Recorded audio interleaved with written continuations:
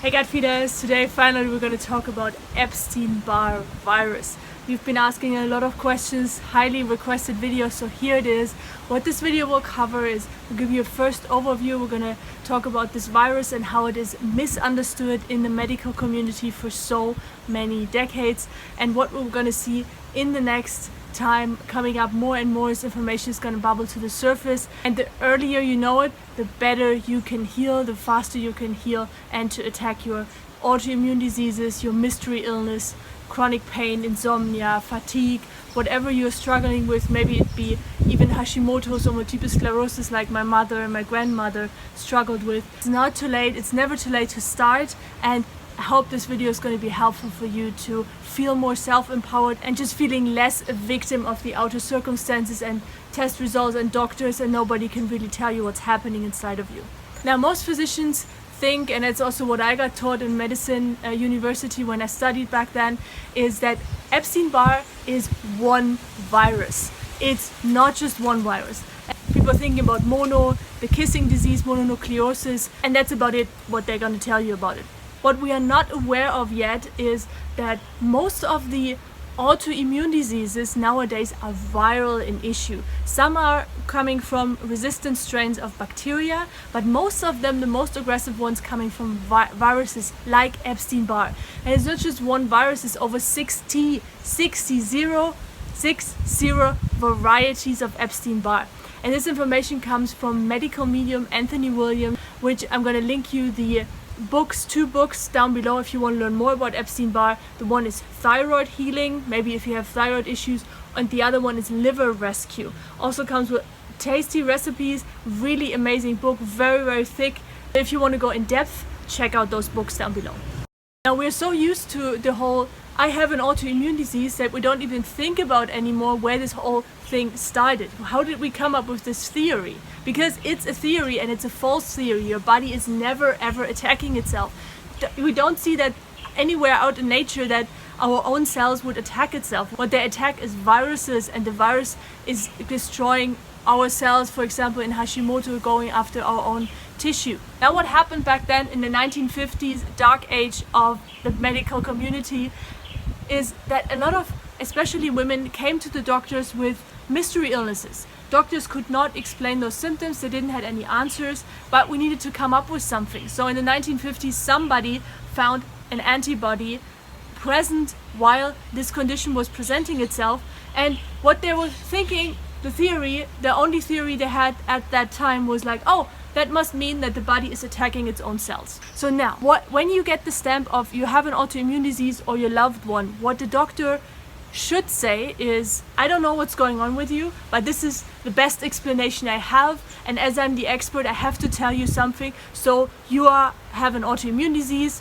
or same thing, it's genetic. So basically it's your fault.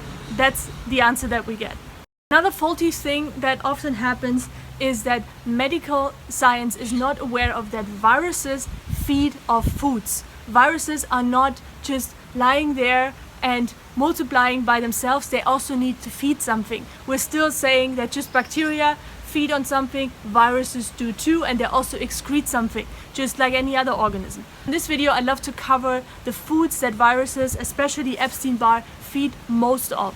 One of them is hormones, natural hormones, your own hormones, excess adrenaline, but also the hormones that you eat through the food. And that's not just the injected hormones and the antibiotics and everything you get, it's also the hormones that are in cheese, the hormones that are in eggs. There are hormones in there.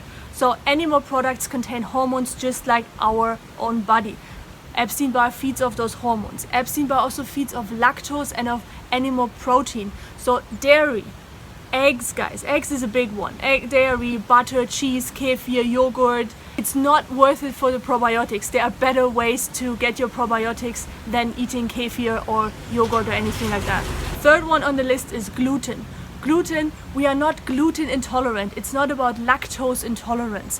Why can some people eat those foods and they don't have any problems because they don't have the virus. They don't have those virus issues because they don't have this virus in their body, or it's not yet in a stage where it shows up and creates symptoms and feeds off foods. This is why your neighbor can eat donuts and I can't. I cannot eat donuts with my sick family, multiple sclerosis, cancer. My dad died from brain tumor, cancer when I was 14. I have a very, very sick family, and it's inside my body as well if I don't take care of it.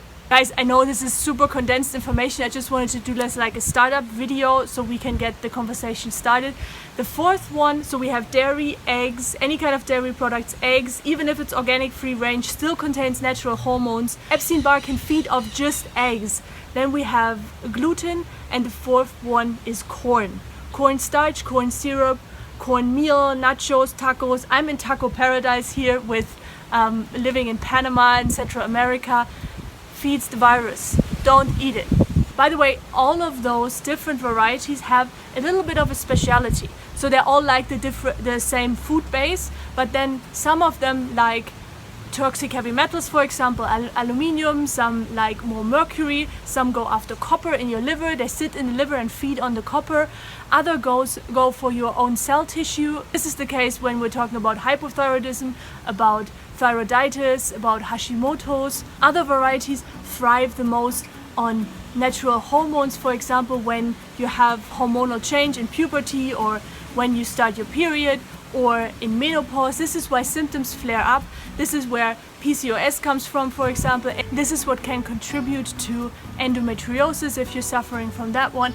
But all of those varieties, they have a little bit of a different taste. The same food plate: dairy, eggs, gluten, corn. And then let's talk about meat. The problem with meat is that it's high in fat. High fat foods, especially from animals, they raise the fat level in your bloodstream.